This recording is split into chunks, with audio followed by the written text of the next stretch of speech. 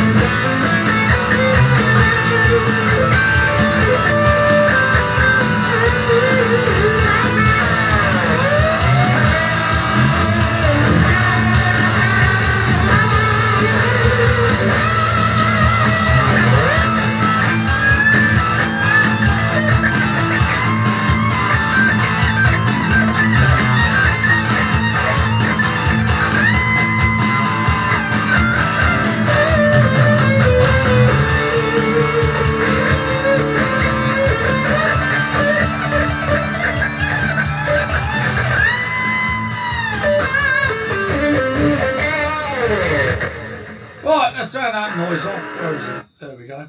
Get rid of that. Right, and blooming things, stuff everywhere. Too much kit, I'm afraid.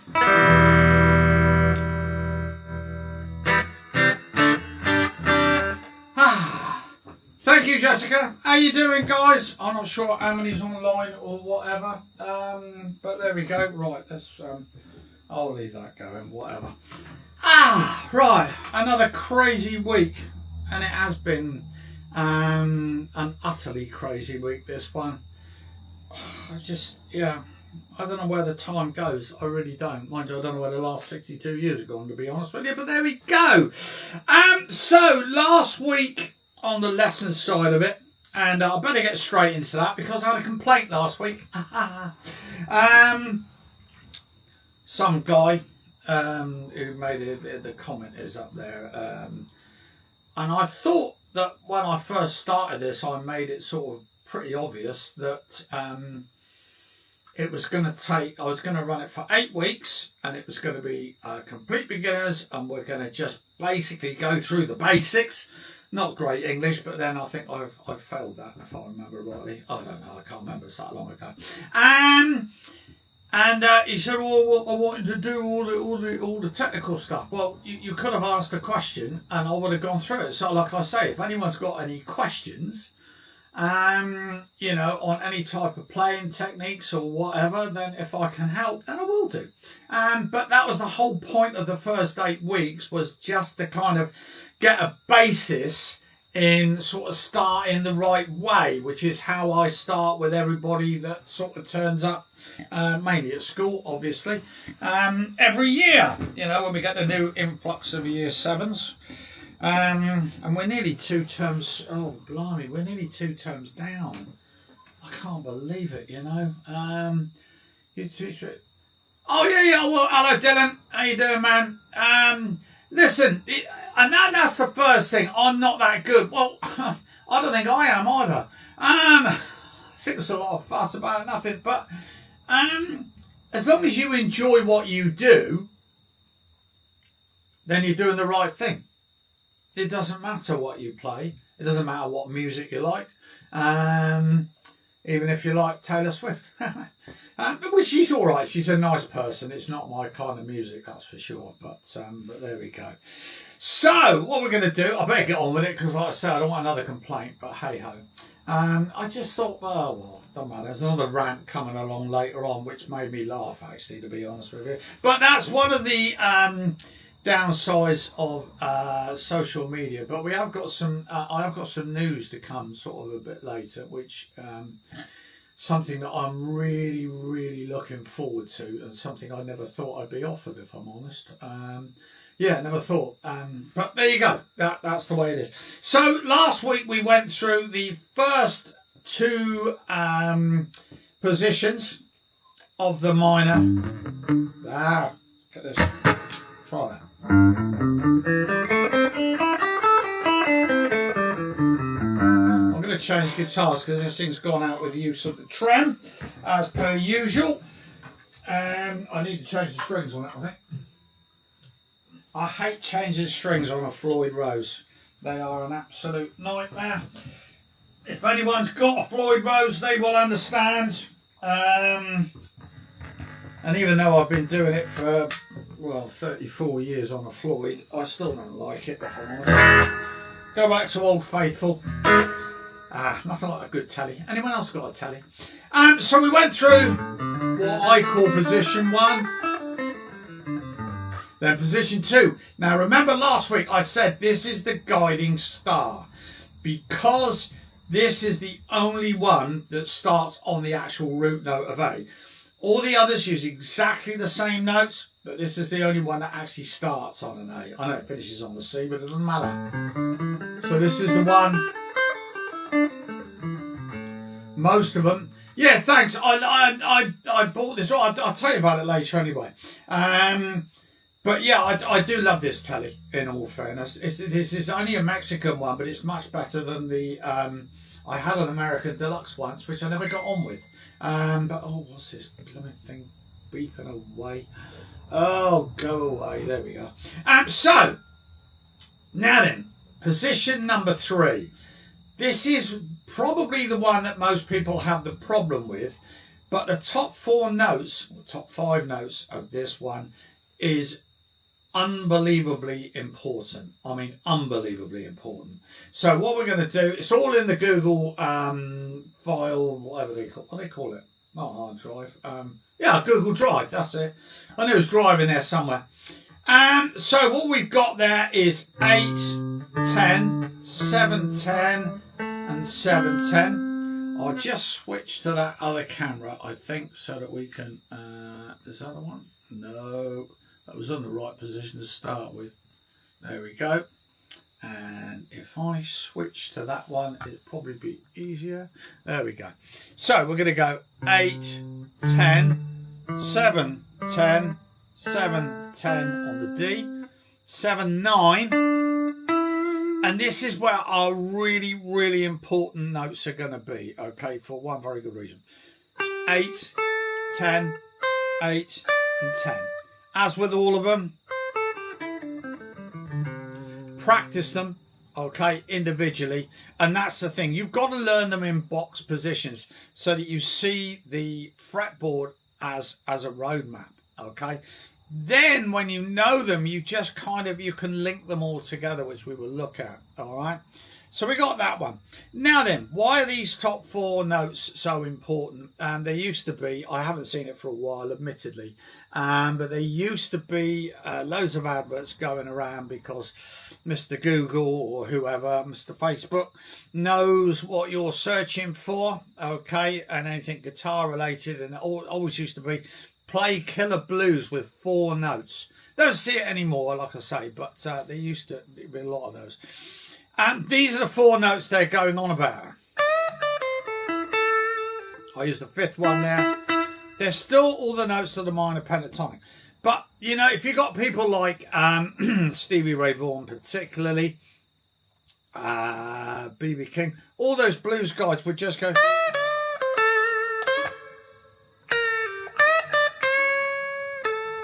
play with them for hours and still make it really interesting. It just works out really well. Now, a lot of people look at those extra notes, which is really only an extra 2 notes or 2 positional notes from this position. Okay, so a lot of people look at it as like an extension.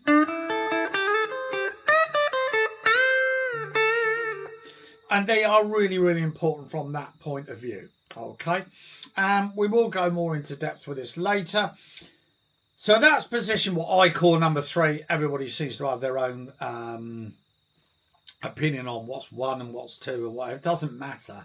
It really doesn't matter. So the next one, which I call position number 4, nice easy one to remember this, okay, because 4 of the strings are exactly the same fret numbers. So we're going to start 10, 12, 10, 12, 10, 12. So E, A and D, 10, 12, okay? Little bit of a change now. We're going to go 9, 12, back up and go 10, 13, and then we're going to go 10 and 12 again. So we've got 4 of the strings that are actually the same fret numbers. Probably one of the positions that maybe not used that much. But the thing is, like I say, you really got to... This is where music doesn't make a lot of sense. Because all these positions are using the A, C, D, E and G notes. They're all the same notes. But because the way they're laid out, it does make us play differently. So, and I find this all the time with students that they've just learned that position and they kind of get stuck and they're looking for new licks. Well, you don't necessarily have to. You will play different licks if you change your position.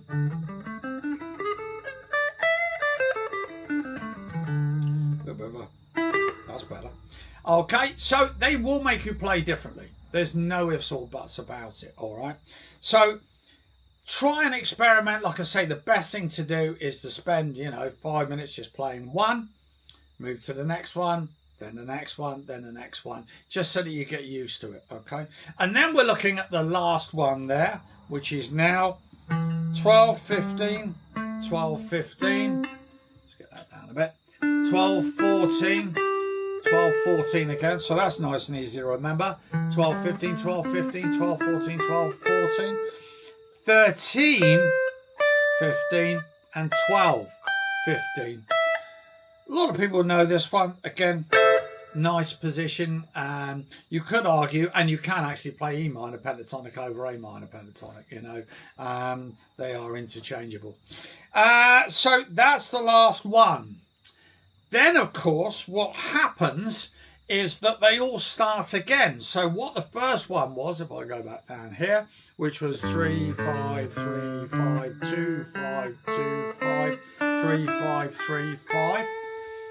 Add 12 onto that, and then we've got 15, 17, 15, 17, 14, 17. Same again, 14, whoops, put that one out of camera. Then back to 15, 17. Twice. So you just start again. So realistically, you are opening up the whole fretboard with just learning 5 fingering patterns, okay? And it gets you used to where, like I say, all those A, C, D, E and G notes are, all right? I mean, that's obviously the best way if you want to learn where every single note is. But, you know, most people don't. Okay, and there's nothing wrong with that. You remember, I mean, these are called box patterns because obviously a scale, say an A scale, will go between A and A, but we're just going past it, which is we're dividing the fretboard up into boxes, and that's not a bad way to do it. It really isn't. It's fine to learn it that way, that's for sure. It's remember that all these box patterns, scales, whatever, are literally just, I'll come on to that Hotel California solo in a minute, and I'll tell you why I daren't even, I'm not sure if I'll lose my channel from even saying Hotel California. That's how bad it gets, and I'm not joking on that one. And that will link us in to the rant about last week, which I found quite funny if I'm absolutely honest. But they are just literally they're a toolbox. That's all they are, to let you know where the notes are, and then you can use those positions, those patterns, to just solo. Like I say, divide it up, play the first one then the second, but then kind of think, well, okay, well, I know number 1 and number 2, and now I've learnt number 3. And there's an old blues lick. This is one of the most common licks. Now that's using the same 4 notes across 3 octaves. Bending's another thing we're going to look at, and I think I'm going to get onto that next week. All right. Unless anyone else has got some ideas, but I think bending and vibrato are, especially vibrato, to be honest with you, are probably the 2 most important things about, let me just switch back, where am I? The most important things about lead playing, okay? And vibrato especially, because as B.B. King once said, if I remember rightly, that vibrato is the DNA of all guitar players. No 2 people can realistically ever be exactly the same. You can try and mimic people, that's for sure, and I do all the time, as you know, and that's probably one of the hardest things, is trying to, it's the nuances, it's how they did vibrato, and you'll never do the same thing twice. It's just about impossible, to be honest with you. Okay, so like I say, that we'll get on to next week. So like I say, that one, if anyone just wants to quickly learn that as a lick, I'm just bending up the 10th fret on the E, pulling it off to the 8, and then hitting the 10 on the B. Then I'm just going to take it down and go to the 7, bend up to the 9. Same lick, just 2 different strings, and then I'm going to bend the 5th fret on the A. I'm just resolving it by sliding into an A note, but they are the same notes. And that's why when you go across these patterns and across the neck and trying to get across diagonally is a much better way. So, you know, you could reverse it.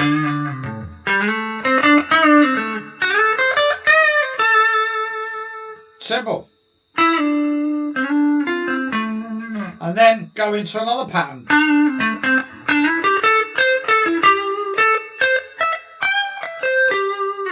And you can literally just go across, okay? That's the best thing to do. Oh, not working. Oh, right, okay. Right, let me just quickly go to here. And I don't know why that's not working. And I will just quickly see if I can get that, and I'll put it in the chat box. Where are we? Oh, nothing? Yeah, right, I'm trying to find where that is. Right, I will have a look at it afterwards, and I'll sort it out. Sorry about that. And I normally check it actually, because I put some more stuff on there last week, so I will definitely check that, and I'll put it in the actually no, I ought to find it now, didn't I, because it won't go in the chat box later, obviously. Oh, I've got so many notes. It's in my notes that I'm trying to find. Is that the one? No, right, no. I would have thought, oh, it's not one of those that's disappeared. I had one probably a year or so ago when I had a list of solo ideas, and that just disappeared. I don't know why. And I'm a bit worried that's why that's done that. Right, okay, let me just quickly go to here, and I'll go to my channel, and I'll get it off of the line. Creativity is born of limitation. Necessity. There we go. Get Colin out of the way. Right, let me go into switch account. I'm useless with it. There we go. And I will try and check it. Where am I? There we go. Right. Let me try that. Where am I? There it is. I knew it was somewhere. It's right at the top. That's typical. Right, let me go back to the lives from, say, last week or the week before. And I should be able to pick it up from the... right, there it is. There. Right, let me copy that link. There we go. Come back into the room, as they say. Right, I'll put it in the chat. That should work. I'm hope. Oh, that's typical. Why is that not? Huh. Right. I'm not sure if it's going to work, guys. It doesn't look like it wants to work, that. That's giving me a huge... Oh, no wonder it's too blooming long. Far too many characters. Oh, I'm great with technology, aren't I? Brilliant. Read that as absolutely useless. Now, that literally should be... Let me try and do it, copy it another way. Right. Let me try that and see if that works. And go back to here. Right. That's not working again. I think it's too many... there we go. Right, try that and see if that works. Let us know on that one. Hopefully that will work. Okay. Right, let me go back to, because someone said, Hotel California solo, please. Right, okay. For those that don't know, Mr. Henley from the Eagles hates people like me. I don't think it's anything personal. I think he just hates everyone, if I'm honest. And it's a shame because I absolutely love the Eagles, and I really do. I still think the Hotel California solos I use for teaching all the time because it's chock full of great licks, and it was just so well worked out. It's kind of perfect, really. And it really is. But... he is actually employing a team of people, I believe, to trawl the net and find people like me playing his stuff, and then he issues you a copyright strike. No warning, nothing. That's it, copyright strikes. And if you don't know about them, you get 3 and you lose your channel. That's it. 3 within 90 days, I think it is. And it wasn't long after I'd done, well, Hotel California solo one. Wasn't that long after, probably a few months after that, he obviously found it. And another one, and he gave me 2 copyright strikes on TikTok in one day and one on YouTube as well. Like I say, no warning whatsoever. There are even instances that I believe there's a very famous YouTuber who literally just dissected one of the licks to teach the people, and he got a copyright strike. Go listen to Rick Beato. If you put in a search for Rick Beato, who's one of the biggest guys out there. I mean, he's a great guy. And the Eagles, yeah, it's crazy. I don't understand it, because when I had to delete that solo, it had 23.5 million views. I don't know, 4 million likes, 5 million likes, something like that. A best part of 1 million comments. And I couldn't keep up with it. It just went viral. And a lot of people didn't even know what it was.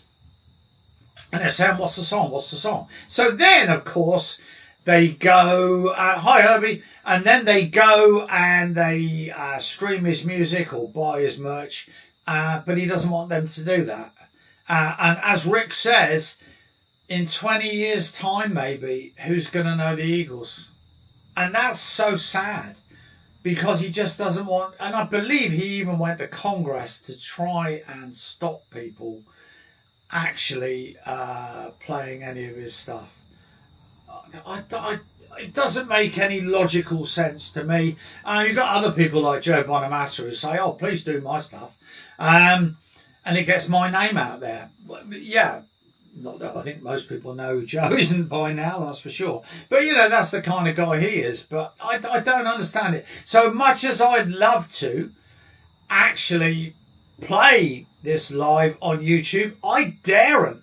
And I'll tell you why I daren't, because of what happened last week. Now, if anyone was tuning in last week and I played that song, Rust and Roses, I'm not going to play it again for a very good reason, which is a great song. And then, of course, it's AI. It's all AI. I've been trying to find out how they did it, if I'm honest. But I can't. I don't know why. I haven't looked extensively, admittedly, because I haven't had any time. But even though I probably only played 30 seconds of it, I got a nice little letter or a nice little email from YouTube saying copyright infringement just for playing it. Now, luckily, it wasn't a strike. It was just a demonetized, so that any money that's raised from that last week's video, which may amount to about 2p if I'm lucky, all right, it literally nothing at all, will go to them instead of me. You're welcome to it, whatever. But yeah, so honestly, the social media police now is getting a thing. It really is. I have to be. No, I'm not joking. Absolutely, I guarantee you. Like I say, yeah. What did I play of it? 30 seconds, I think. And I couldn't believe it. And I thought it was a strike at first. And I thought, you've got to be joking. And maybe I should have thought more. But I've learned now, yeah, to not do that. So, yeah, it's crazy, man. It's absolutely crazy. So, you know, whatever. The algorithms or whatever it is, probably AI, isn't it now, that's picking up that I played it. And like I said, they demonetized that one.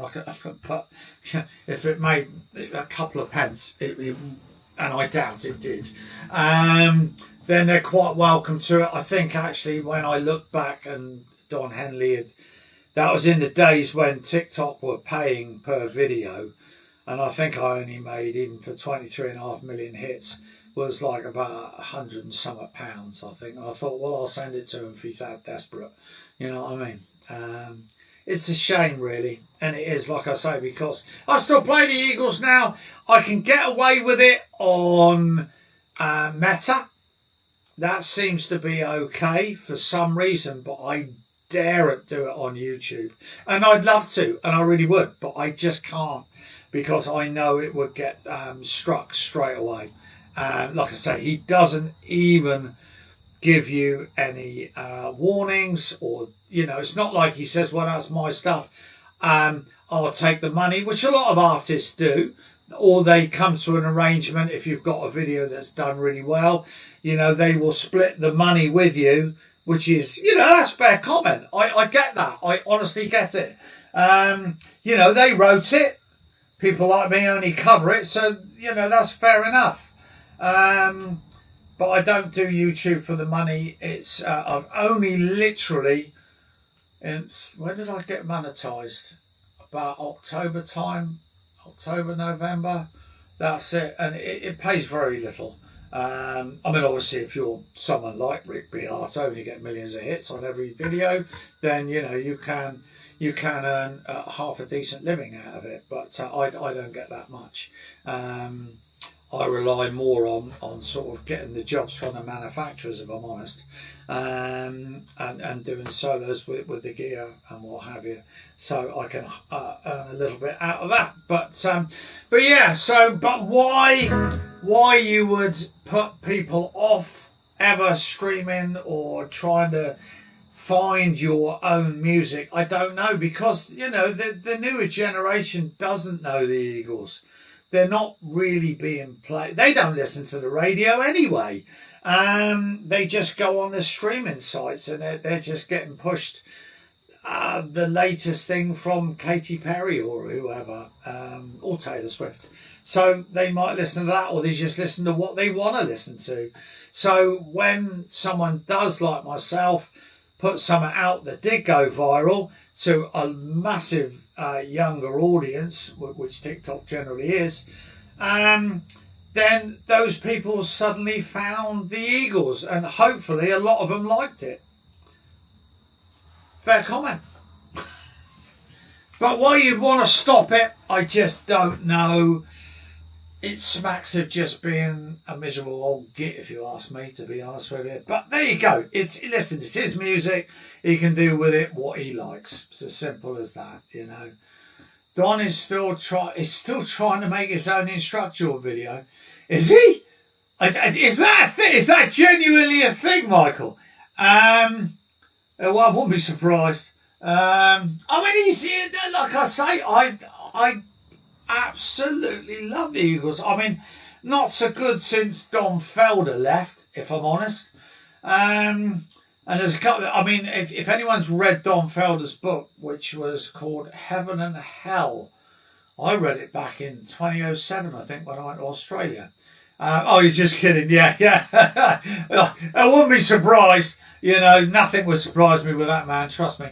And the reason he left was quite simple, is because, and I don't get this, I really don't get it, is that the Eagles in the early days, you know, they were poor, they didn't earn much money, and they worked hard for what they got, and they did, and they wrote great songs, and, you know, they learnt their craft. They did it the right way. There's no question about that. But when they were all multi-millionaires, and in Don's book, and I've got no reason to disbelieve him, I believe him. He's I've always found him as a very honest kind of guy. And he said that they always split the money 5 ways, no matter who wrote what. And then suddenly, when they're all incredibly rich, Don Henley and Glenn Fry said, hang on a minute, we write most of the stuff here. So what we're going to do is we're going to split the money 7 ways, and we're going to take 2 each. And if you don't like it, you know what you can do. So Don Felder said, yeah, I do know what I'm going to do. And he left. And that was it. That's why he left. That's in his book. I got no reason to disbelieve it. just in case Don's watching, but I don't believe he will be. Yeah, which is kind of crazy, really. But my point about this is, I get that. You wrote most of the lyrics. Okay, fair enough. Would Hotel California have ever been the hit that it was without the music that, you know, accompanied the lyrics, shall we say? Because that intro is iconic. The whole chord sequence is iconic. And the solos, as far as I'm concerned, are really off the scale and a masterclass in what's actually, you know, possible and also accessible for, you know, just people who've been playing not even that long, if I'm honest. They're not actually that hard. The intro's there's a couple of big stretches in the outro. But the actual two solos, and do you know what? I nearly played the first bit of that, and I daren't because I know, and I'd love to. I really would love to do a video, you know, live where we could all learn it. I mean, wouldn't that be cool? It really would. But I know I'd get a strike. I just know it. But it wouldn't be the same without that music. All those lyrics, and would he have wrote those lyrics if he hadn't had that great backing track, if you like? I don't know. And in actual fact, Don Felder actually said that if he'd had known how many times he had to play Hotel California, because obviously when he wrote it, he didn't know it was going to be the massive hit that it was, and still is, and rightly so. He said he would have made it a lot simpler because it is actually the hardest part of that song is actually the intro. That's the hardest bit to play. So I thought that was quite funny, if I'm honest. I think people cover songs. Yeah, you're right. They can. You know, I've certainly. Yeah, there you go. It's really sad. You know, how does that? Well, actually, there is a story that I think, and allegedly, got to get my words right here. I believe I saw it on a Rick Beato. It might not have been him, but I definitely saw it on one YouTube video, because when I got the strikes, I thought, am I just being singled out for this? And then, of course, you put in, you know, strikes from Eagles songs, and it lights up like a Christmas tree. And I thought, well, at least it's not just me. I thought, did I do that bad a job, you know? And I thought, hang on a minute, I thought I had it pretty good. But there we go. How does it work for tribute acts? Well, the story goes that there was a tribute band that were playing maybe in his hometown or something. I'm not sure. It was a long time ago, but there was a connection to it, and he found out about it, and he basically ordered his solicitors to say, you're not going to do the show or I'll sue you. So apparently they didn't do the show because, let's face it, they couldn't afford good lawyers, but he can. And then I believe, allegedly, that they didn't do the show and he still sued them. So I don't know. I'm guessing they license it somehow. I really don't know. I've got no idea, to be honest with you. It's very few acts that are like that, I believe. Hello, mate. How you doing? I believe Bryan Adams is another one, and I put out a Bryan Adams, which is a Keith Scott solo, and I love Keith Scott's playing, and I don't believe it's him. I put it out one day, and then literally within an hour, I got someone saying, please remove it because you'll get a strike. So I did, and it's someone who got a strike themselves. Also, what else was I going to say about that? Yeah, I don't know why they do it. I just don't know. Like I say, the whole tribute thing, how they get away with it, I've no idea. But then, of course, you've got covers bands, self included, playing covers every night, you know. I don't know. I'd like to find out, actually. I'd like to try and find out and see if they are actually licensed. I wouldn't be surprised, because there's a lot of these shows now, like The Story of Rock, where they cover, you know, the Eagles and a lot of other bands. But yeah, Bryan Adams is another one. Cars is apparently they're another one that you don't touch. I've never had any problem with Queen. I think I've had some demonetized ones with them on Facebook, which again is fine. It's nothing. It's pennies. It doesn't bother me. It really doesn't. If you want the money, it's fine. I'd rather just kind of get the name out there. And that's for sure. But I will try and find out about it. Do you yeah, Rage Against the Machine are cool. Yeah, Tom Morello. He's not backward in coming forwards, as they say. He's a great player. And Killing in the Name Of is yeah, what a song. What a song. And I don't know if anyone knows, but years ago, they actually were booked to play that on the BBC. But the BBC said, you can't do the lyrics at the end, which was, F you, I'm not going to do what you tell me, over and over again. So they went, yeah, all right, then, okay, we won't do that. Well, of course, subsequently they did. But then if the BBC had had a brain, they would have thought, hang on, that was the whole point of it.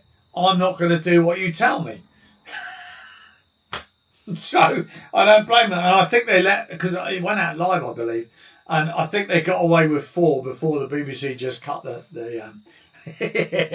so they got away with it for a bit, which I thought was highly amusing. But there we go. I have electric Fender guitars just sitting and collecting dust. Get it out, man. You know, that's the best thing. No question.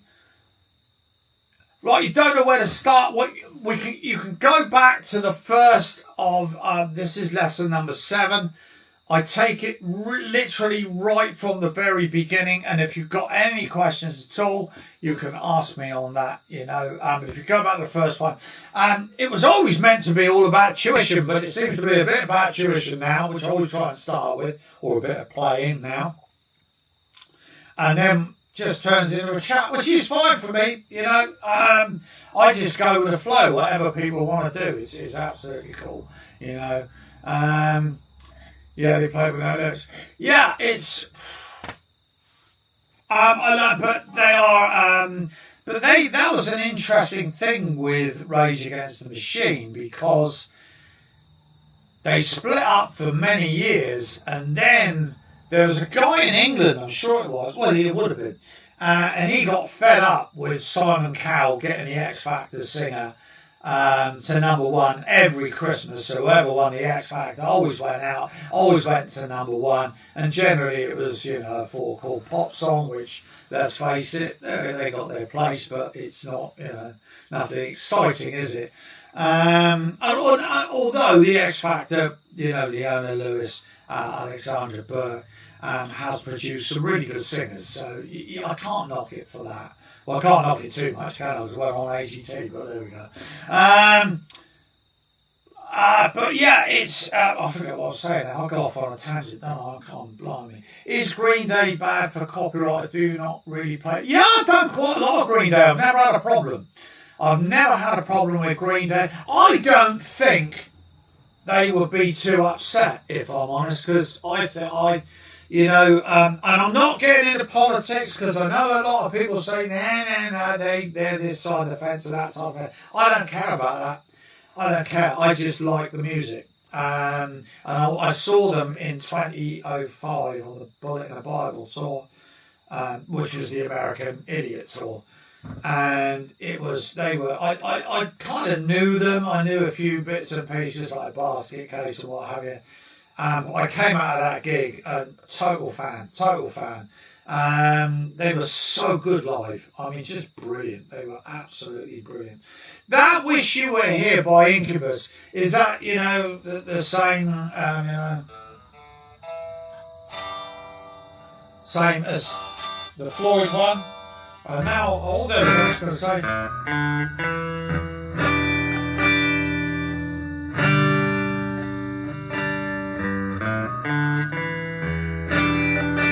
Oh my God. Oh no, don't do that. Oh, right, okay. No, I think I'm alright with just doing a few seconds of Floyd. They tend to be alright. I've had a couple demonetised. Like I said, it doesn't bother me, it's only pennies anyway.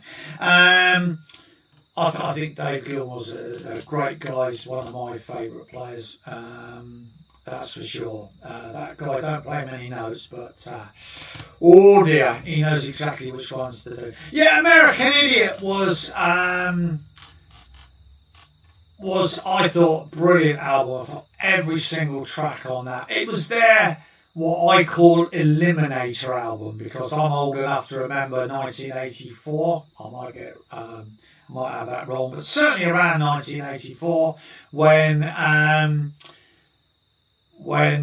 ZZ Top brought out Eliminator, and of course it coincided with the MTV launch and they did the videos, and that album just pushed them into the stratosphere. I mean, they were kind of big before, but that just opened their world up to a whole new audience. And what an album that was. And so I always kind of think that American Idiot did the same for Green Day as what Eliminator did for ZZ Top. Green Day were a big band, cult following, you could argue, but as soon as that came out, it just went viral. And for good reason. I know they're not everybody's... And Green Day is a good starting point. That's a very, very good point there, Michael. A very good point. They are one of the first songs because most people like them. One of the first songs I generally teach people is Time of Your Life. Because it's great. It's just 3 sections, nice and easy. Bit quick, but you don't have to play it that quick. Nice and easy. And always their last encore, of course. So, it's a big fan favourite, Stairway to Heaven, yeah, I mean, that's... If I had to pick, oh, blimey, Desert Island discs, innit? What would you take? Probably Hotel California, even though Don hates me. Sorry, Don. But definitely Stairway to Heaven. You still get chills, when you just hear that. Will I get away with that? Oh God, put the pick down. Yeah. Oh, what am I doing? I haven't played that for ages.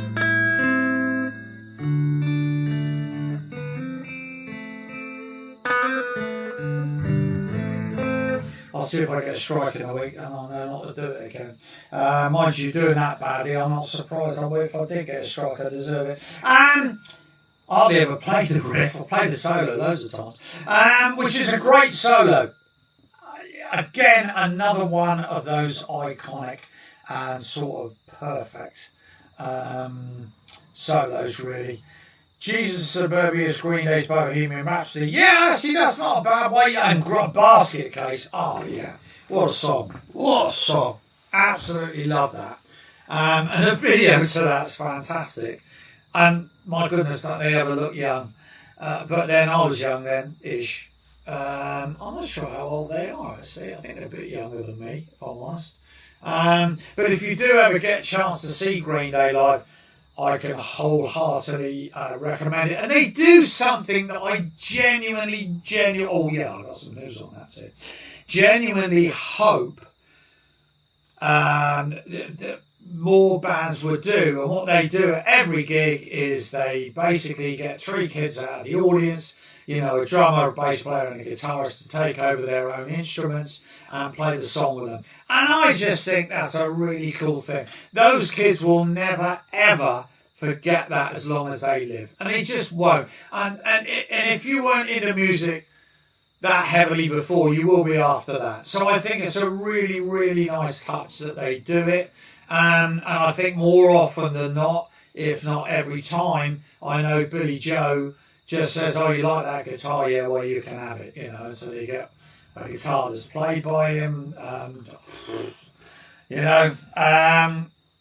what a great piece of memorabilia that is. And of course, nowadays everything's filmed and you can see yourself on stage in front of 80,000 people. I couldn't believe it when they did it, and I thought, what an absolutely fantastic thing to do. And it really is. I wish more bands would get the kids involved, which is something that I don't know if I've mentioned this before. This is something that will be coming up. And I met a few guys at the Birmingham Guitar Show weekend before last. And what I'm going to do is a friend of mine, Gary at Jam Tracks 247. Guys, if you need some Jam Tracks, go and support him. He's a lovely guy. He's a really good player too. And he's going to produce me a little backing track because he'll do a far better job than I will. And I'm basically going to sort of pump it out to half a dozen kids or more, as long as they're under the age of 18. And I'm going to get them to solo over it and see how they all approach it. It's an idea I nicked from someone, obviously, and it's not my idea at all. But I think it'll be really good. So I'm really looking forward to that. But the backing track is underway now, so hopefully within the next couple of months. That will be good. The intro, the intro to Sweet Child of Mine. I mean, Slash has always said he hates playing it, hasn't he? Well, allegedly. But he never meant that to be a song, did he? It was always just a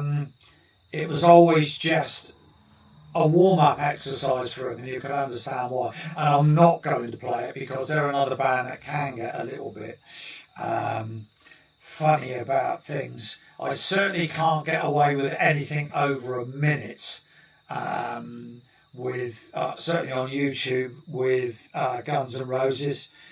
Under a minute is fine. Same with Floyd, actually. Under a minute is fine.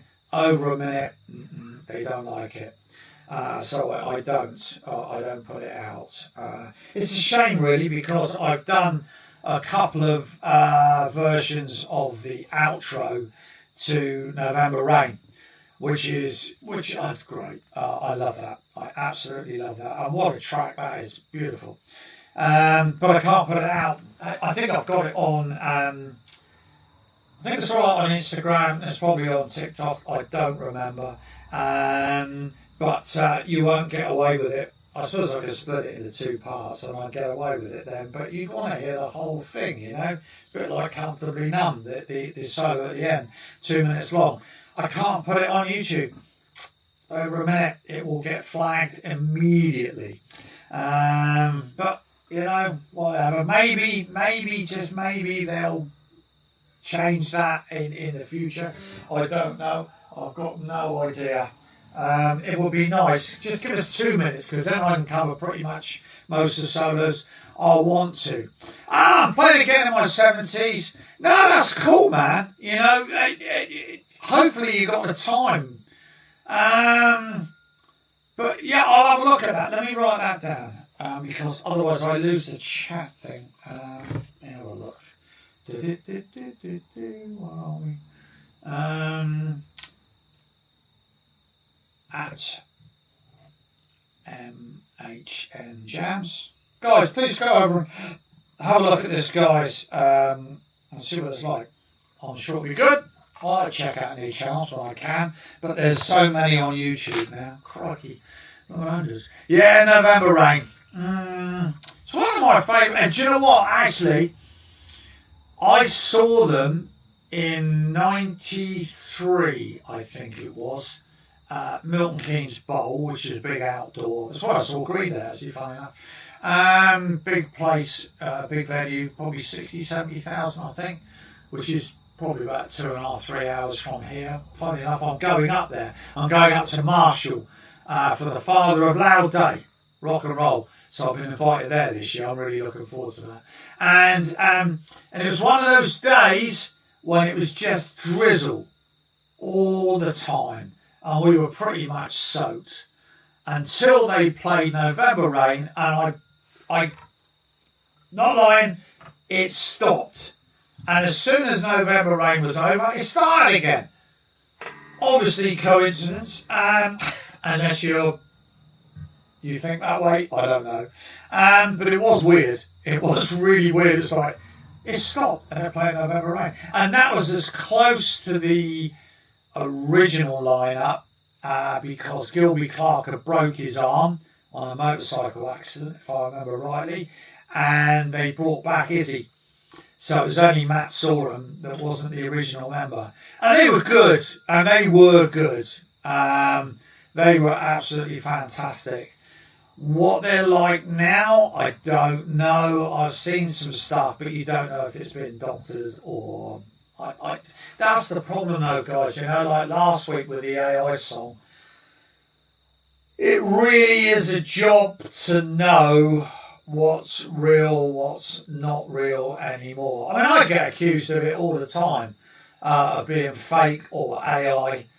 And, you know, and because I think people think like that now, and I'm beginning to think anytime I see it. I saw a video earlier where a guy was exposing some female guitar players that weren't guitar players, they were AIs. And they're getting millions of hits for obvious reasons, you know.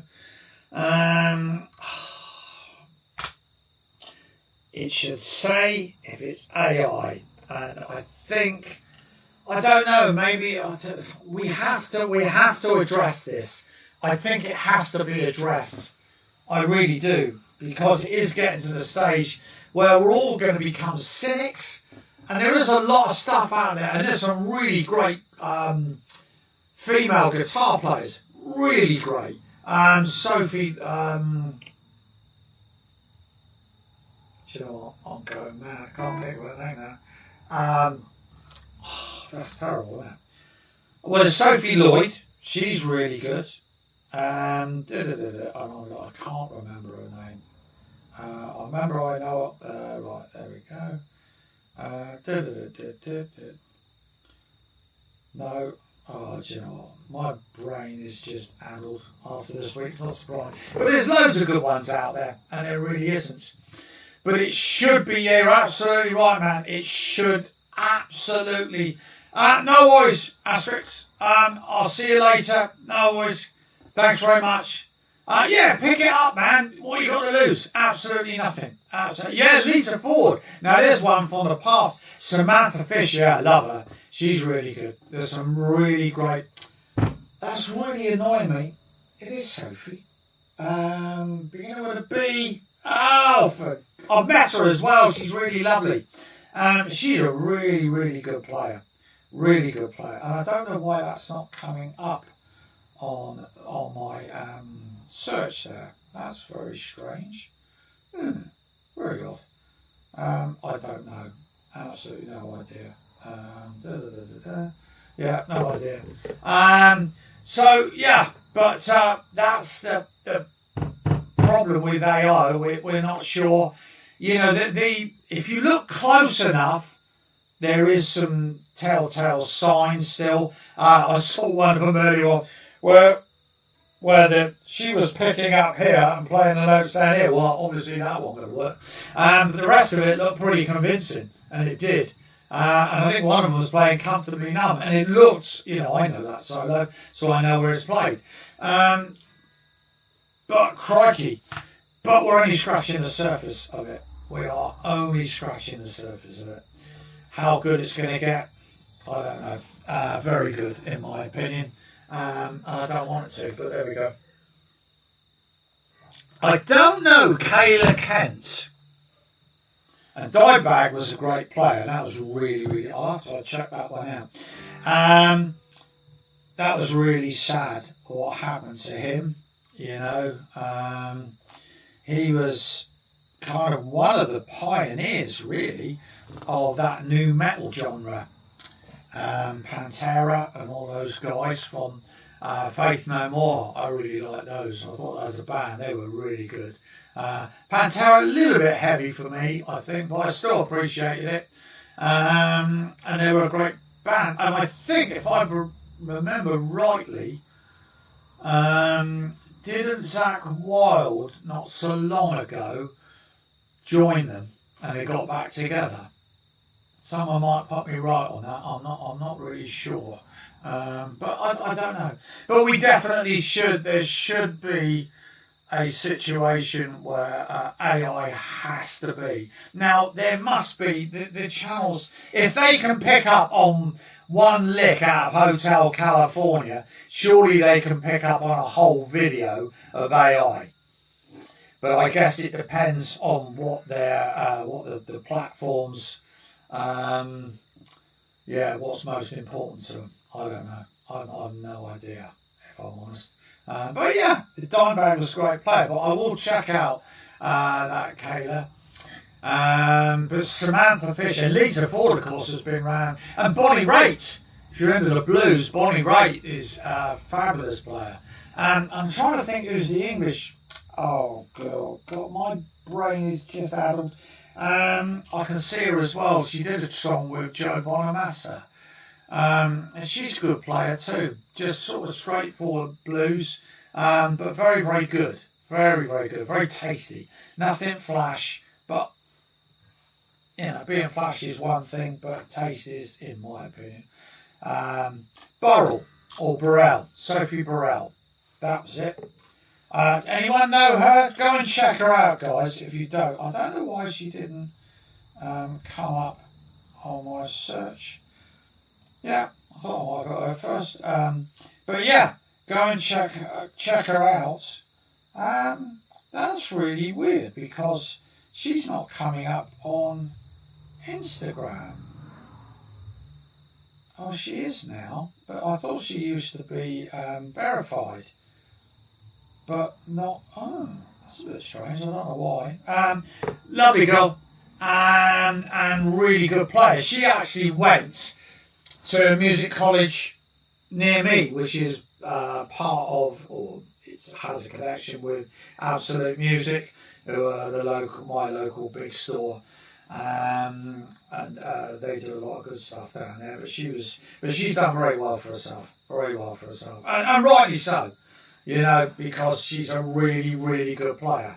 There are a few others out there that rely on maybe their looks rather than what they can actually do. Like myself, of course. My boyish good looking. No, they don't.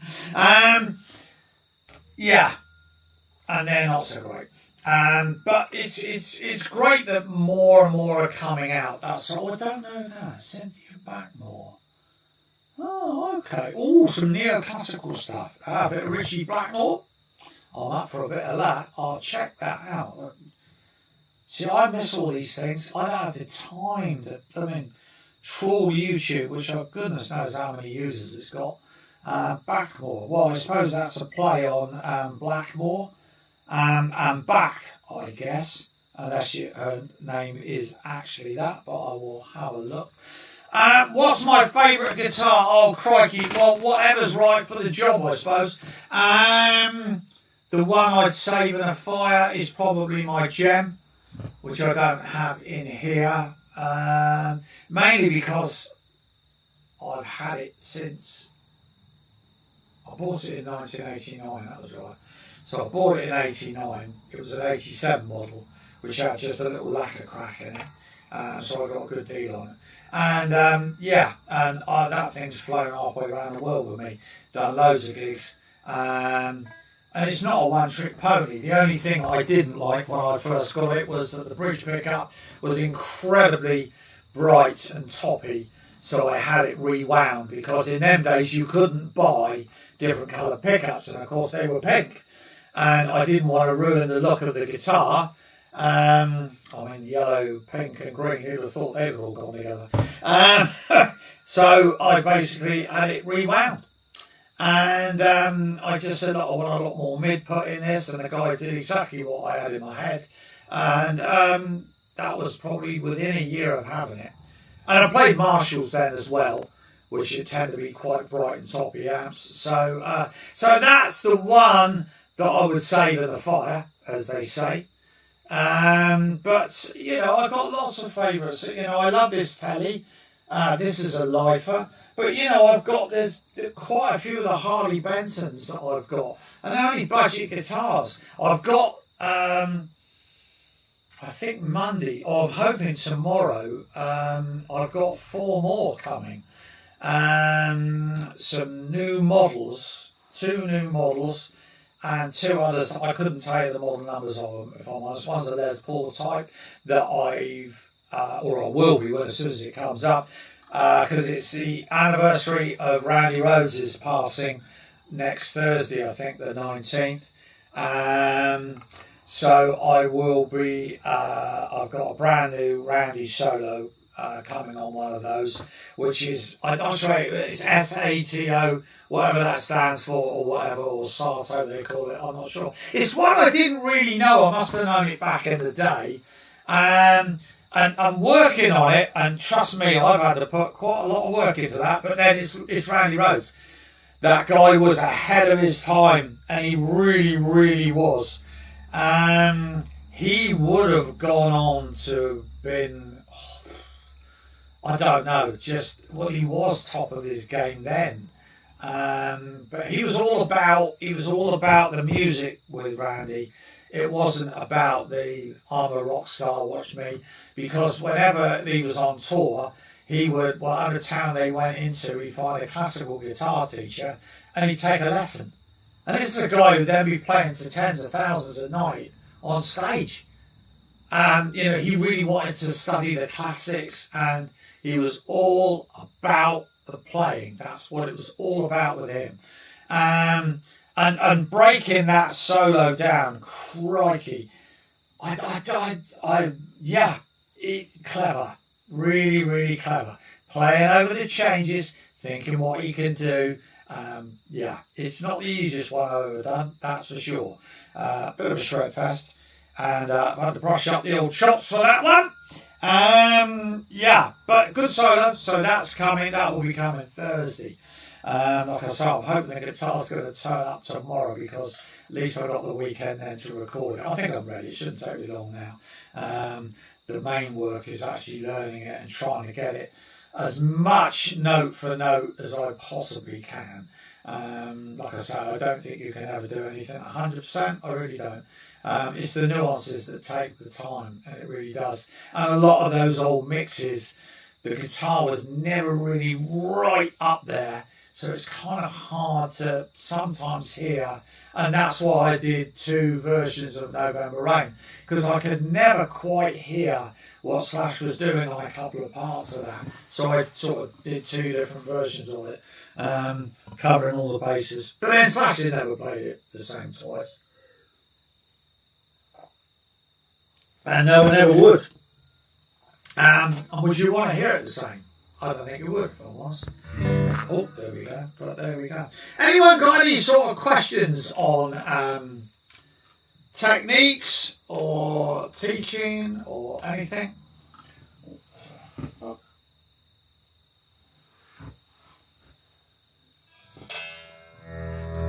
It's still working.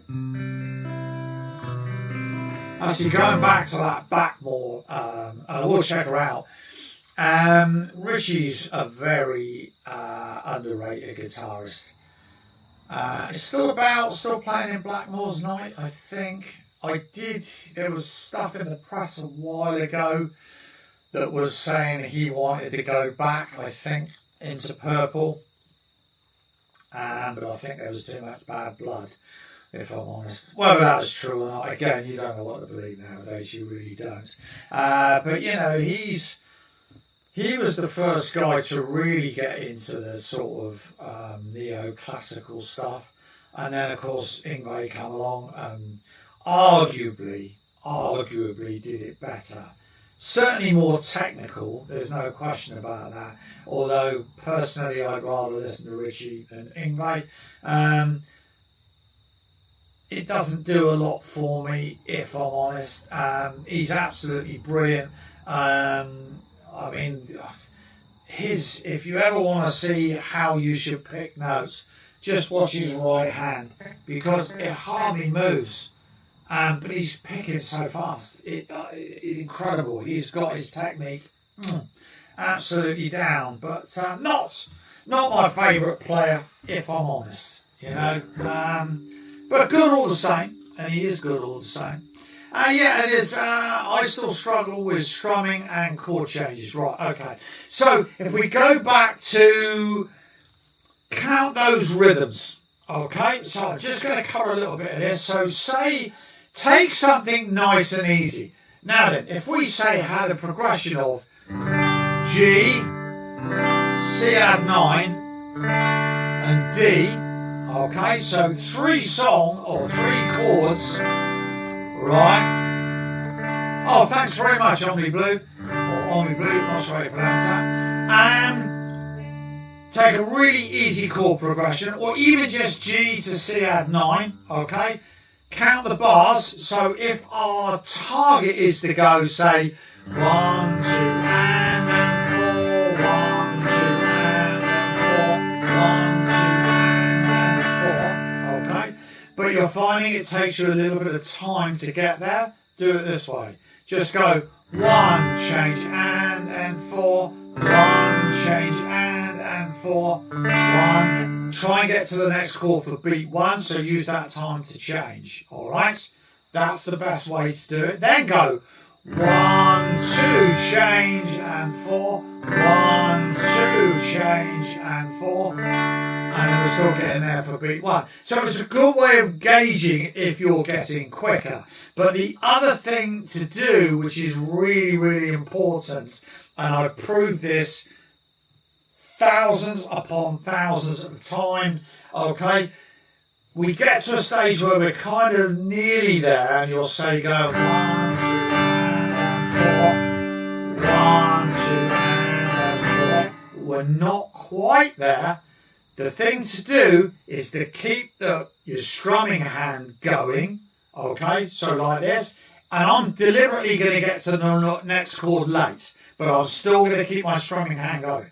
1, 2, and then 4, 1, 2, and then 4. So I was a bit late getting to the next chord. I'll do it again. 1, 2, and then 4, 1, 2, and then 4. So a little bit late getting there. But what happens is it's a psychological thing that this hand says to this hand, hurry up, okay? And if you just practice like that, it will come. You know, even if you're going like, say, C add 9 to D, 1, 2, and then 4, and I'm a little bit late, but I'm still strumming beat 1. Doesn't matter if you're not fully formed, okay? It is a psychological thing. The problem we have, okay, is we are conditioned from a very early age that when we cross the road, certainly in the UK, you've got to, not that every country does cross the road, but it might be the other way around. We look left, we look right, then we look left again, and if it's fine, we go, okay? Now, we can't go to and then 4, look left, right, yeah, I'm there, doesn't work. Okay, we haven't got any thinking time. And by the way, you still got to look left, right, and left in a road. There's a little caveat in case someone says, "Well, John says that." No, you do it when you do it in a road, all right, but not when you're practicing chord changes. So keep it going, all right. That's the main thing. It will come, and quite quickly when you do that, you've just got to get over that hurdle of checking, and also, your fretting hand is really where you should be looking and not your strumming hand, okay? Because if we look at it logically, we've got multiples of 6 strings to hit with our strumming hand. And, well, on a 2-octave neck, it will be 144 notes to play with this hand. So there's a lot more going on, and you need to know where those shapes are and where your fingers are going. If you hit the odd note that you shouldn't do, don't worry about it. Don't worry about it. Then, when you're used to changing it, suddenly you think, oh, hang on, I've got to clean this up a bit. And then you clean it up a bit, okay? So 3 things. 1, change, 3, 4. Do that. Then, make sure you go like 1, 2, and then 4, 1, 2, and then 4. And I was just late getting to the chord, all right. And then also try and concentrate looking at your fretting hand rather than your strumming hand. All right, I will write that one down out as well. Not sure how you pronounce it. Cesario. Right, okay. Cesario. Fiho. I'll try that one as well. Okay. Yeah, just give it a go. Any problems, still come back to me, okay? I'm trying to teach both my kids now, but I'm lost as a teacher, so this is good to see. Yeah, I mean, it's... The problem is, if you took lessons, I never took lessons, okay, until I was persuaded, apart from the odd one, where I remember going in and saying, well, I don't want to know any theory, I just want to shred, man, which was a bit silly of me, very naive of me, but there you go. Until I was persuaded to go into teaching. So then I took lots of lessons and learned how to teach. So try and remember, break things down, hopefully that helps. What's your practice routine and what advice would you give to someone who only has about 30 minutes a day? Right, well, for a start off, 30 minutes a day is brilliant. If you can, we always say if you can do 10 minutes a day, and then have 6 days a week and then have a day off is great. It's all about the regularity. That's the thing we're practicing. It's like doing that Randy solo. Just coming back to it time after time, regular, and then you get used to it, okay? If you don't touch anything for a week, all the time is taken up remembering what you had to do. So regularity is the thing. Practice and playing. So if you're trying to learn a song, then learn the chords, okay? Then try and play along with the song. If you're learning scales, learn the scale, then put it with the backing track, please.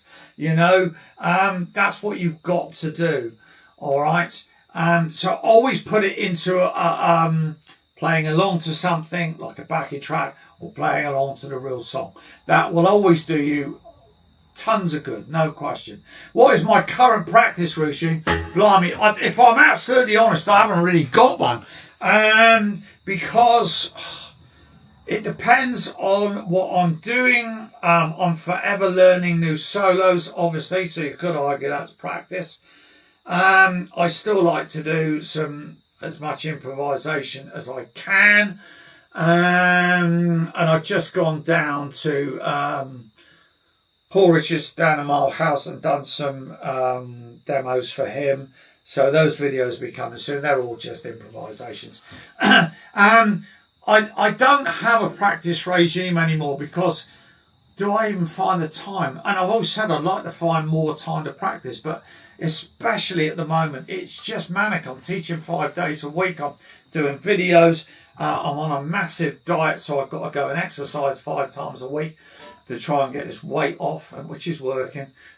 So it's crazy. But in the early days, it was try and pick something like a song, or just certainly years ago trying to pick a scale, and then don't forget all these scales will be in different parts of the fretboard as well, the same notes. So that's always a good thing to do.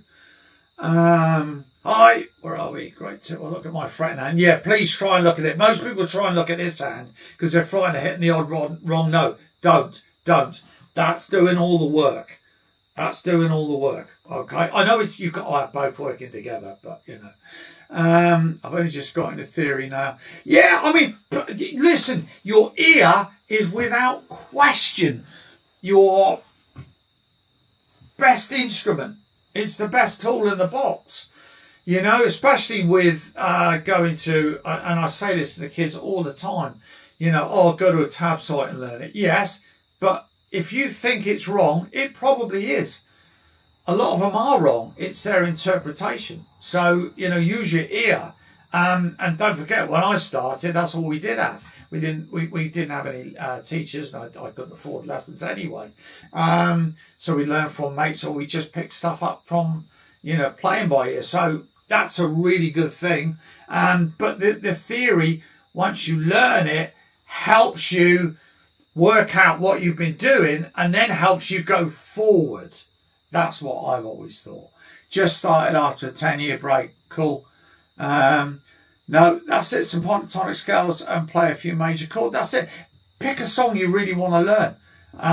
Learn it, play it along, play along to the song as well. And the great thing is with YouTube now, you can slow that down without losing pitch. Sometimes sounds a bit weird, I know. But it is a really, really useful tool, that's for sure. I find it helps to be set up so you can ease. Yes, that's a very, very good point. That is a very good point. Yeah, wireless units are so cheap now, and there's some really good ones too. The X5 A58s are really good. I think they're less than £100, and the Enya do one as well, and they're less than 50, I think, and they're really good. But yeah, I always say that to the students: if you can, don't put your in one way, look after your guitar and put it in a case. But the trouble is, and we're all the same, you've got to make it as easy as you possibly can. So, I mean, obviously I'm lucky. I've got a set-up studio where I've got lots of guitars I can just pick up. I'm already plugged in and I'm raring to go. But obviously if it's not like that for you, which it probably isn't, I don't know. If you've got a guitar, leave it out on a stand so that you think you can just pick it up and go. And you might not only think you've got a minute, but then suddenly, an hour later, you think, oh, actually, I really enjoyed that. Whereas if it was in a case and you had to get it out and then plug into an amp. So actually a really, really good point there, Shred and Finn. Really good point that. Yeah, definitely. Always try and learn, leave stuff out ready so it makes it easy as possible. Definitely getting theory into. Yeah, it is, you know, it can make sense of a lot of the things that we've been doing for years. And, you know, I was as guilty years ago, just knowing that I could put my fingers here to play in A minor and then here because it was an octave higher. But I didn't realise for best part of my playing years that I also had, you know, a position here and then one here and then one here, so I could link them all together. And then when you do, and you start going across the neck diagonally, wow, it's just, you know, you just find so many more things. It makes you play differently. And that's what you want to do, because we all get stuck in a rut. And that's what, and also, try and play in different keys, and that includes flat keys, which is the guitarist's non-friend. I think most people prefer sharp keys or C, A minor. But yeah, and different styles, you know. Try and play over some funk. It makes you play differently. Play slow tracks, play fast tracks, just for something different. And you'll always learn something. Always, you know. Yeah, I've heard about this. I use Musician to learn songs as you can slow it down and they have different versions from beginner to advanced. That's cool. I have heard of a few. Now, what was that one? Yes, I got shown. This is a great thing about dealing with kids all day. They're up on the tack, aren't they? Although I have to show a lot of them how to use AirDrop on a phone, which I find hilarious, quite frankly. Because I AirDrop them the music, because I try not to try and look after the forest and what have you. Try go paperless as much as possible. But there was, and I think it was just called Strum.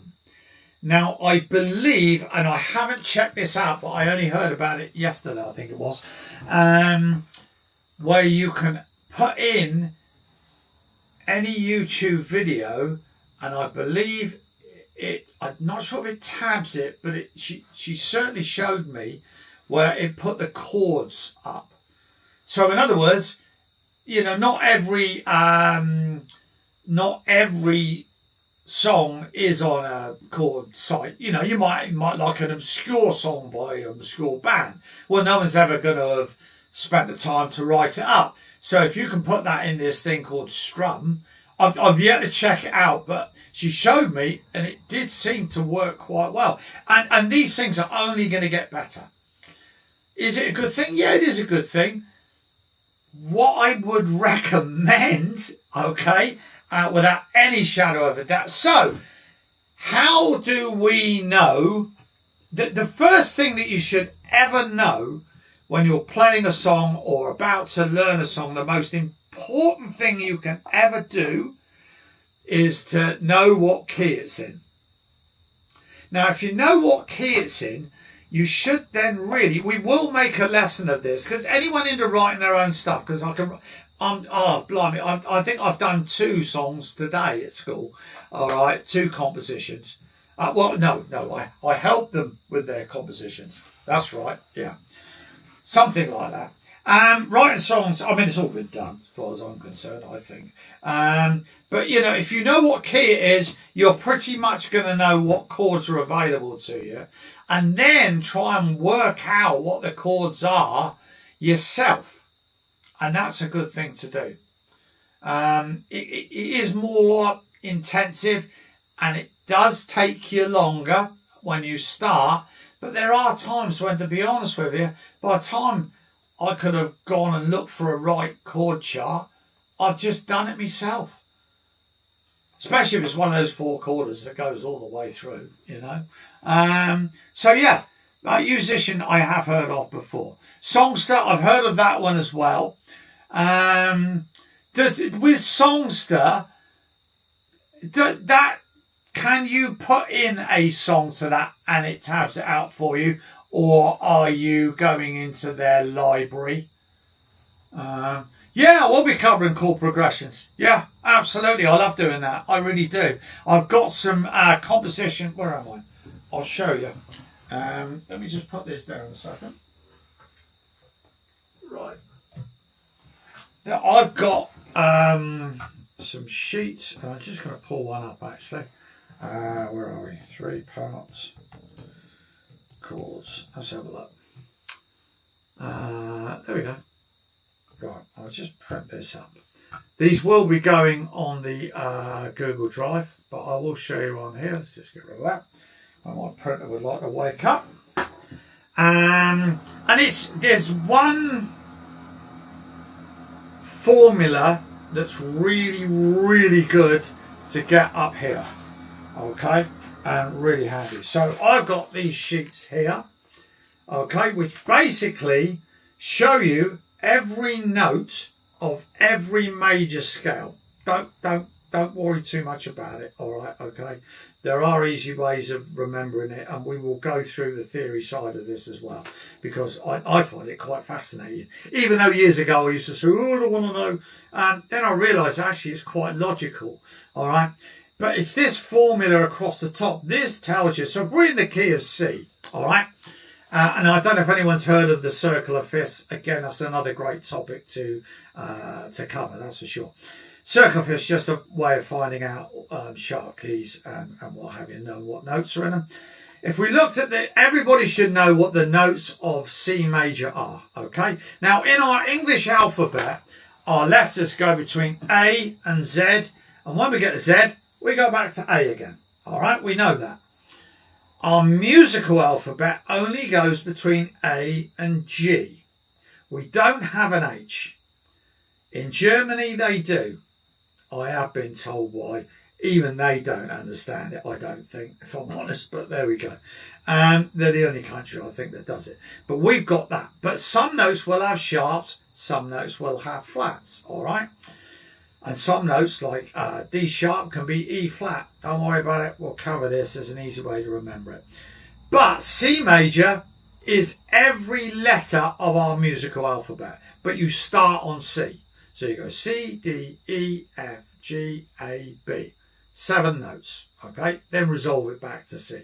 So that's your C major scale. Simple as that. Now, each one of those letters, if you like, or pitches, will have a chord assigned to them. So the formula is this: major, minor, minor, major, major, minor, diminished. Okay, they're the 7 chords. So over the C, so it's C major, we know that's the first note of C major, and the first chord is a major chord, so it's C major. The second note is D, and that's a minor chord. So we've got C major, D minor, E minor, F major, G major, A minor, and B diminished. That's probably the one you don't know, okay? Sounds a little bit off, and we tend to extend it anyway to a 7th or whatever. So that's a really good formula. Now then, that's a really good guide, but it's not set in stone. Not by any means, okay? We do break every rule, if you like, but you've got to start somewhere. You've got to have a benchmark, and that is your benchmark. Okay. Then, of course, you know, you can start looking at minor progressions. Now, the minor progression will be basically the same, but you just start on the 6th degree. So I don't know if anyone knows one lesson. Do you know what? I might even do this next week. Actually, it's one of my favourite things to do. And I'm going to make a note of this. We're going to do a 12 bar, all right, and solo over 12 bar. But what we're going to do is learn how we can use the major scale and the minor. Every major scale has got a relative minor, okay, which are the same notes. Now, C major is C, D, E, F, G, A, B, back to C. A minor is A, B, C, D, E, F, G, and then back to A. So they're the same notes, but they're different intervals. So, when we're soloing over A minor, there's no reason why we can't use C major. With some volume. Or A minor. It's the same notes as C major. Exactly the same notes, but it can make you again play in a different way. It's just the intervals. Intervals is the amount of frets between each note. So with a major scale, the next note, or the first note, or the second note from the first, is what we call a tone, which is 2 frets. Then another tone. So to play it there, the C sharp, then a semitone, then a tone, tone, tone, semitone. So tone, tone, semitone, tone, tone, tone, semitone is how you can work out any major scale from any note. So if I was to play G, let's play B, all right, just to make a difference. So we would go up a tone to find the next note. Tone, semitone, tone, tone, tone, semitone. So you can play a major scale on one string just by finding that first note. Simple as that. All right. Tone, tone, semitone, tone, tone, tone, semitone. Whereas the natural minor start, there you go.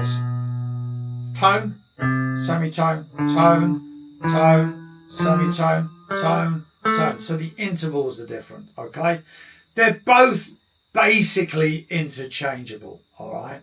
And the chords are for A minor will be A minor, B diminished, C major, D minor, E minor, F major, G major. So realistically the same chords, you know. But if I was to use A minor, E minor, and D minor, we'd say that was in a minor key. Whereas if I went C to G to F, major. Okay, but they are realistically interchangeable. And when we're trying to find different ways of soloing or different positions, that's where knowing what you can use is really, really useful. That's where theory can be fun. I promise, honestly, it can be. There's a lot of theory that goes so in depth that I just go, huh? You know, so I'll use my ear. But there are one of the main things which we would definitely cover. So if we take this,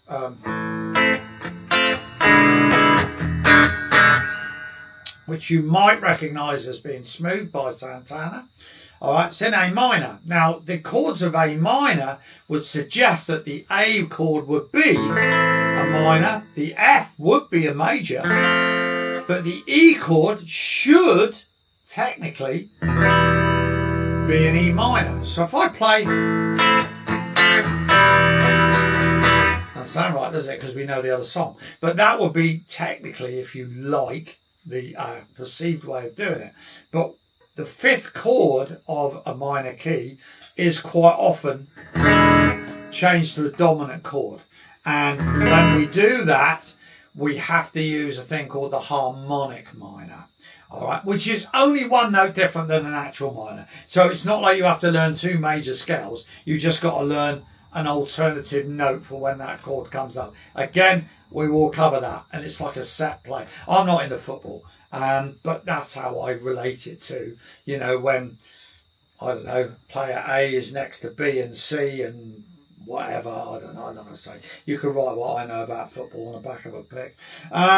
It's a set play. The manager says, then you should do this. Well, that's kind of the same thing with music. So that's where a bit of theory really does, really helps. There's no question about that at all. So yeah, any suggestions, guys, are always welcome.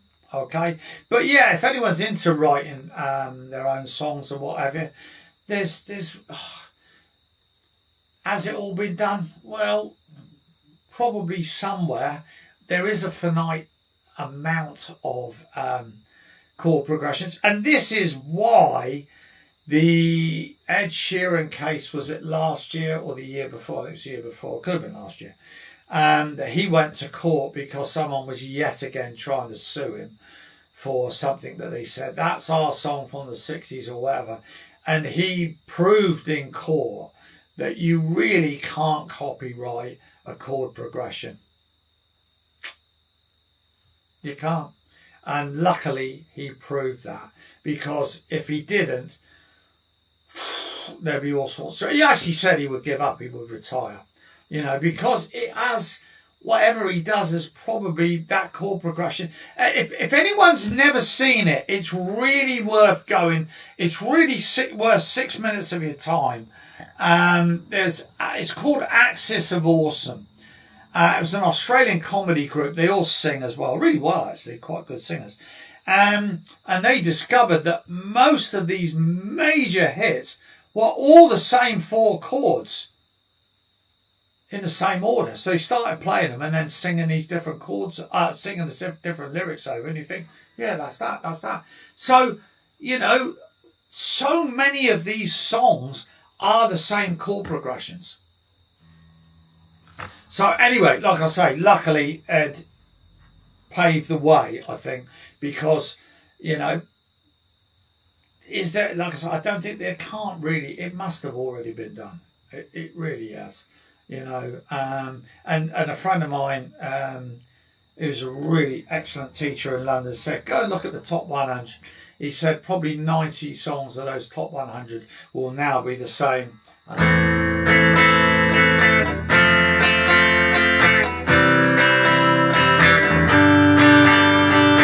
Four chords all the way through. And he's right, there's so many songs that I can think of that have got the same four chords that just do over and over again. And that's not a bad thing. I'm not knocking it, because especially with beginners and kids, it's brilliant, because they might really like that song and then they can suddenly play along to it just by learning four chords and a simple strumming pattern. So is that a bad thing? No, it's not. No, not at all. But you know, like I say, were they all going to sue each other? Well, no, because it would have all been done back in the 60s, probably. I don't know. I really don't. Guys, I'm going to have to wrap it up, I'm afraid, because I've got a load of work to do, and I believe I've got someone to come in and I've gone over to the dark side of cars and get an electric vehicle. I hope I'm doing the right thing. And I'm getting a charger installed tomorrow. So I've got to clear out so that a guy can get in the loft. Dear. Yeah, that's a lot of fun. So I've got to get in there and start clearing things out, which is not much fun. But I think next week, which will be the next Friday again. Well, I don't even know what the date is today. I haven't got a clue. What is it, 12th today? 13th. Oh, it's Friday the 13th, so it's the 20th, isn't it? And we'll have a look, and I'll put it on the Google Drive. Did that work, by the way, the Google Drive now, with that link? I will have a look. I don't know why it didn't. I will have a look. And hopefully I won't get a copyright strike for mentioning Don Henley and the Eagles. But there we go. But guys, like I said, I know I'll waffle on, but any things or anything that you're having problems with in your playing, please ask, because if there's anything I could do to help, then I will. It's what I enjoy doing, because I know what music's done for me over the years, and it's of course the guitar is the coolest of all instruments. It's been scientifically proved by me. Yeah, if only. But it's the biggest bottomless pit. I know that one. Ooh. Absolutely crazy. But there we go. Okay then, guys, I better go and clear out my loft. I'm really looking forward to that. No, not at all. Anyway, I will see you. Thanks for tuning in. And you did brilliant. Oh, you did via the last lesson, right? Okay, I will have a look at that and see why it didn't do it. Maybe when I copy and pasted it, it just knocked off the end or something. I have done something stupid like that before. So there we go. Okay then, guys, thanks for tuning in, and I will see you. Where do I stop this thing? There we go. I will see you next week. Okay. Sorry you're late. I'm just going, but it will be on YouTube straight away now anyway. We finished. We started off obviously with a bit of playing. Then I finished off the other three positions of the minor pentatonic. Next week I will do that 12 bar, and we'll look at how we can use the major pentatonic and the minor pentatonic. And this is things that like Stevie Ray Vaughan and a living doing, and it's great. It's really good. But if you target certain things, kind of lifts your playing a bit, and it really does. Okay then, guys, have a good weekend. See you soon. Cheers. Bye.